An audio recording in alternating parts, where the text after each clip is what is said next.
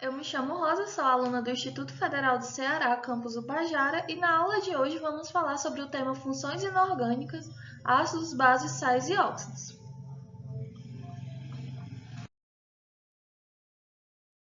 As funções inorgânicas são os grupos de compostos inorgânicos que vão apresentar características semelhantes. Uma classificação fundamental em relação aos compostos químicos é que os compostos orgânicos são aqueles que vão conter átomos de carbono, enquanto os compostos inorgânicos vão ser formados pelos demais elementos químicos. Claro que vai haver exceções, por exemplo, o monóxido de carbono, o dióxido de carbono e o carbonato de sódio, que, embora apresentem carbono na sua fórmula estrutural, eles vão possuir características de substâncias inorgânicas. As quatro principais funções inorgânicas vão ser ácido, bases, sais e óxidos. E essas funções elas foram definidas por Arrhenius.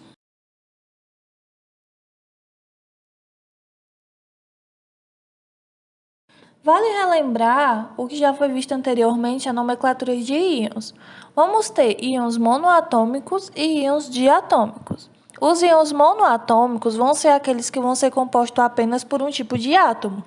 Já os diatômicos vão ser compostos por dois ou mais tipos de átomos. Alguns exemplos de íons diatômicos é o íon hidróxido, o íon carbonato, entre outros.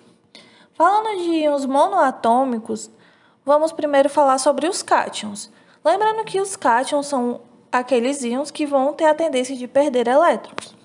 Vamos ter os cátions com apenas uma carga específica, que para nomear ele é bem simples. Apenas vamos acrescentar íon de e o nome do elemento. Um exemplo bem claro é o íon de sódio. Apenas vamos colocar íon de e o nome do elemento, que é sódio. Para nomear cátions com mais de uma carga é um pouco mais complexo, porque a gente vai precisar saber quais elementos possuem um NOx diferente ao realizar uma ligação. Porém, a lógica da nomenclatura ainda segue a mesma. Íon de nome do elemento mais o número do NOx. Um exemplo bem claro é o ferro 2+, e o ferro 3+. Vamos nomear ele da seguinte forma: íon de ferro 2 e íon de ferro 3. Agora, falando um pouco sobre os ânions, vamos ter alguns exemplos. Ânion é os mais simples para nomear, basta apenas adicionar o eto no final. Aqui temos uma tabela que mostra como que fica a nomenclatura dos íons. O hidrogênio vai se tornar hidreto, o cloro vai se formar cloreto, o bromo vai se formar brometo, o iodo, iodeto, o oxigênio, óxido e o enxofre, sulfeto. O do oxigênio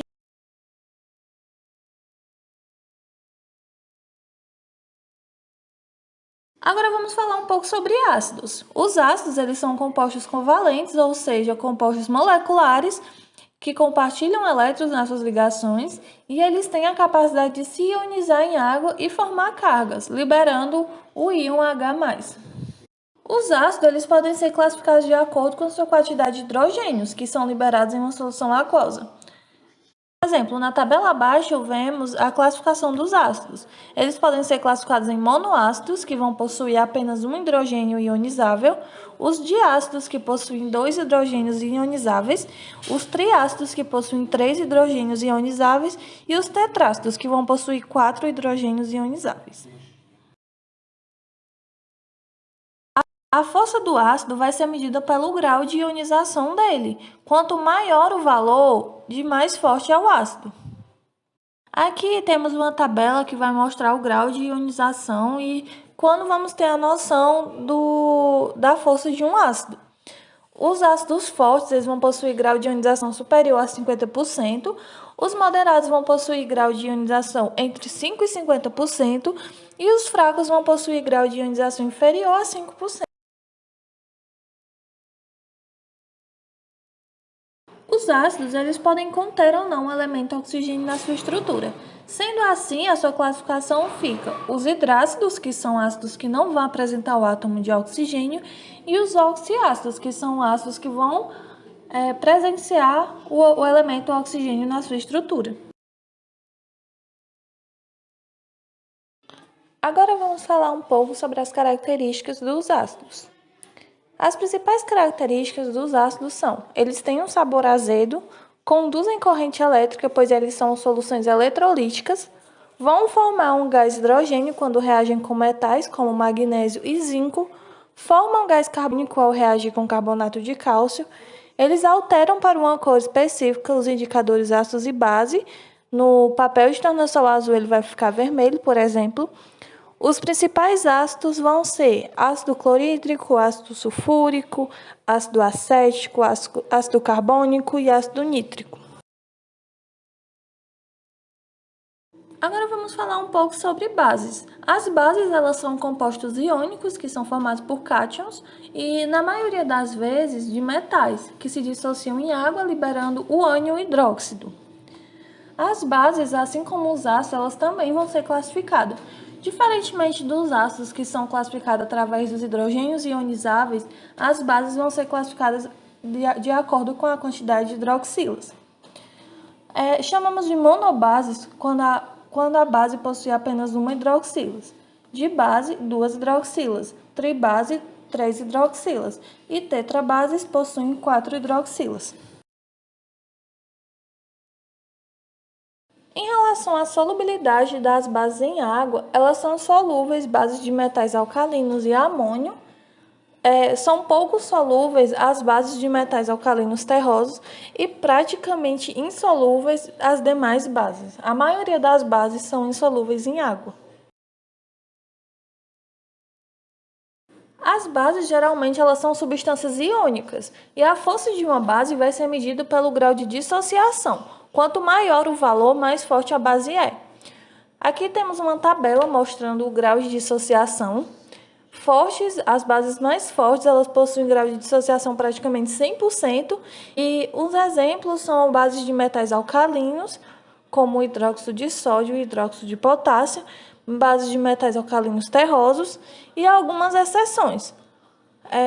As fracas, elas vão possuir grau de dissociação inferior a 5%, ou seja, elas praticamente não se dissociam, por isso são bases mais fracas.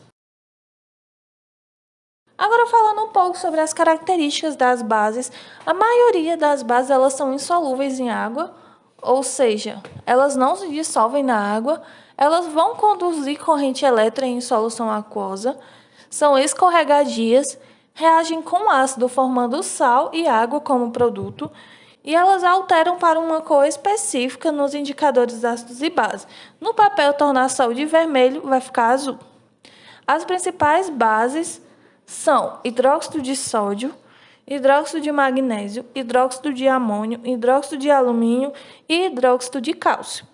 As bases elas são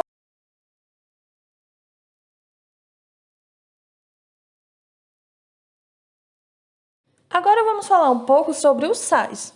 Os sais eles são compostos iônicos que apresentam no mínimo um cátion diferente de H+ e um ânion diferente de OH. Um sal, como já foi citado anteriormente, ele é obtido através de uma reação de neutralização, que é uma reação de ácido e base. Quando botamos o ácido e uma base para reagir, vamos obter sal e água, que é uma reação de neutralização ou salificação. A reação do ácido clorídrico com hidróxido de sódio vai produzir cloreto de sódio e água, assim como estamos vendo aqui na equação acima.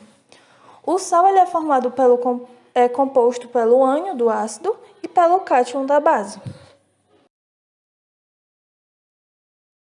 Os sais eles são compostos iônicos, eles são sólidos e cristalinos e o ponto de ebulição deles é muito elevado, então eles só sofrem ebulições em temperaturas altas. Eles vão sim conduzir corrente elétrica em solução e, como a característica principal, eles têm um sabor salgado. Agora falando sobre os óxidos eles são compostos binários, eles podem realizar ligações tanto iônicas como covalentes. Eles possuem oxigênio nessa composição, sendo ele o seu elemento mais eletronegativo. O óxido, como o próprio nome já fala, tem a presença de oxigênio. Na tabela abaixo, vemos que, de acordo com as ligações químicas, os óxidos iônicos vai ser a combinação do oxigênio com metais. E os óxidos moleculares vão ser a combinação do oxigênio com os elementos não metálicos. Algumas características dos óxidos, eles são substâncias binárias, como já falamos, ele pode realizar tanto ligações covalentes como ligações iônicas. Eles são formados pela ligação do oxigênio com outro elemento, exceto o flúor, porque dois elementos muito eletronegativos não se ligam. Óxidos metálicos, ao reagir com ácidos, formam sal e água. E óxidos não metálicos, ao reagir com bases, vão formar sal e água. Então, quando a gente tem um óxido metálico reagindo com um ácido, ele vai formar sal e água. Quando o óxido não metálico ele reage com uma base, ele vai formar sal e água. Bom, essa foi mais uma aula de hoje. Obrigada pela atenção e até a próxima.